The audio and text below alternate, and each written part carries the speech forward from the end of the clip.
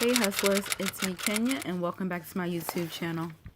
So I had been following this story. It's a welfare fraud story since June, and I was just waiting to see how it was going to unfold and what was going to happen.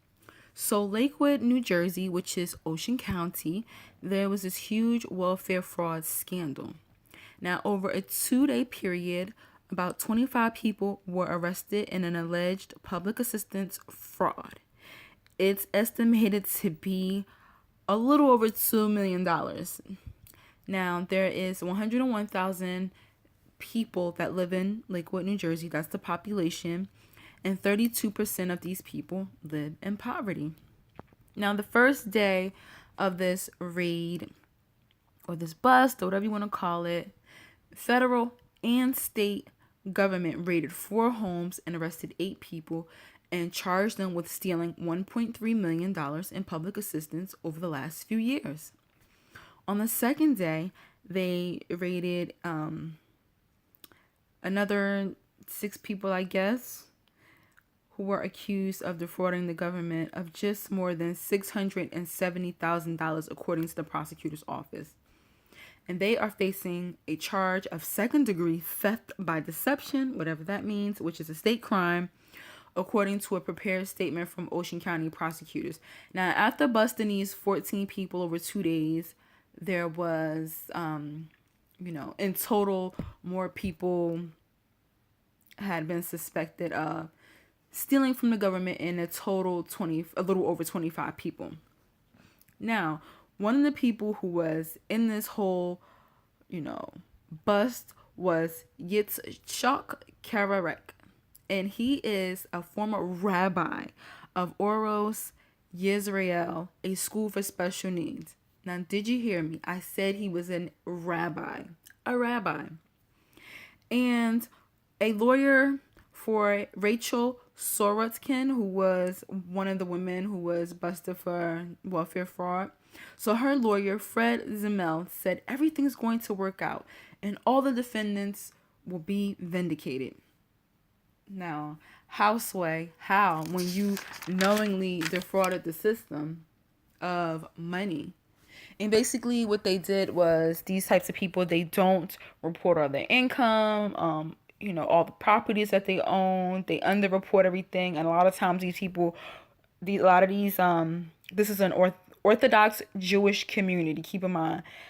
A lot of them, they have their own businesses. They work for themselves. So it's easy not to report all of your income. As loopholes around things. If you think as in this case, how to get over, you can try it. Now, since then, there is an amnesty program, which is asking people to come forward to avoid facing fines and prosecution.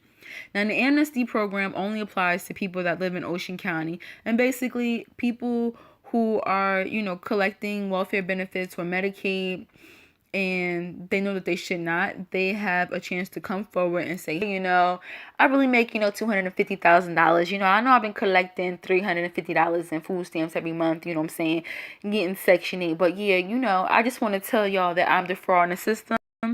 What they would do is tell you to pay the money back, and,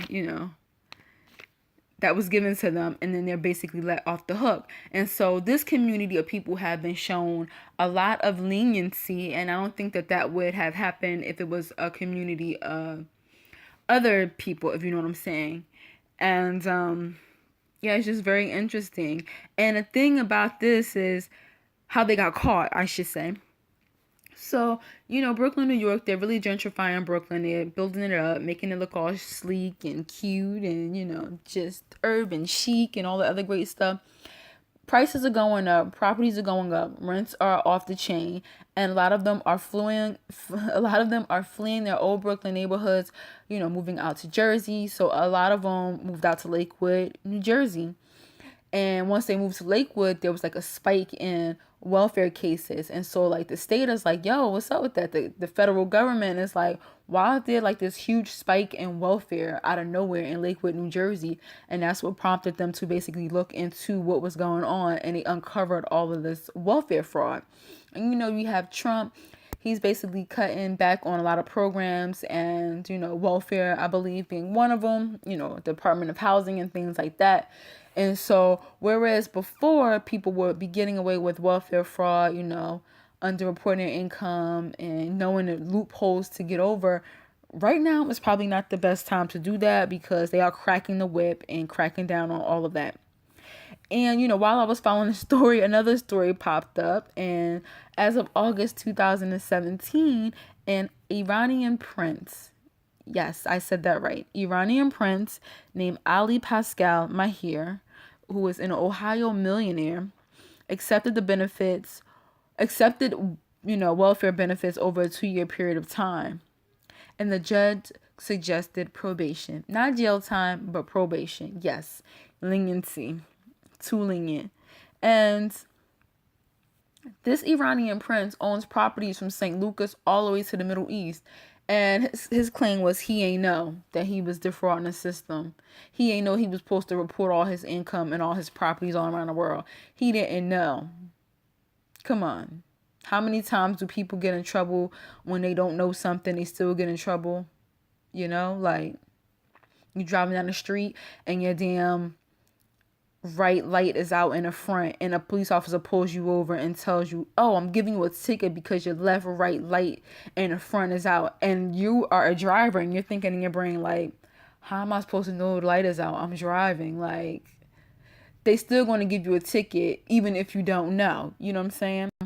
Anyway, this Iranian prince owns an 8,000 square foot house complete with horses and an in-ground swimming pool in Ohio. And he thought it was cool that he should collect benefits when he is a millionaire living in a probably $1 million home. So I just thought those were interesting stories to share. If I come across any other interesting stories, I will make sure that I share them with you, because I haven't really heard about this stuff like on the mainstream news. The Lakewood, New Jersey situation, when it first popped off, I did hear a little about it and then it died out. And then, when I checked, to follow up on the story, I saw that in September they were doing an amnesty program and things like that. And then that was that. So put in the comment section what you guys think about these 2 different scenarios and stories. Subscribe to my YouTube channel. Hit the like button if you enjoyed listening to my content today. And I will see you in my next YouTube video. You guys have a blessed and wonderful day. Bye.